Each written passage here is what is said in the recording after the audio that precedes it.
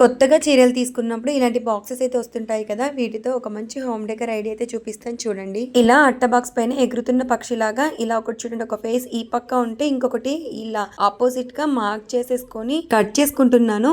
ఇక్కడ ఈ చీరల అట్ట బాక్సే కాకుండా మీరు ఓల్డ్ నోట్ బుక్స్ పైన వచ్చే అట్టలతో కూడా మీరు తయారు చేసుకోవచ్చు. ఇలా తయారు చేసుకొని కలర్ వేసేసుకొని తర్వాత ఇక్కడ ఆపోజిట్ గా కూడా ఈ రెక్కలకి కలర్ వేసుకుంటున్నాను. ఈ కలర్కి ఇలా వైట్ కలర్ తో ఇలా షేడింగ్ అయితే ఇచ్చేసుకున్నాను చూడండి. ఇలా మీకు నచ్చినట్టుగా ఇష్టమైన కలర్స్ తో డెకరేషన్ అయితే చేసుకోవచ్చు.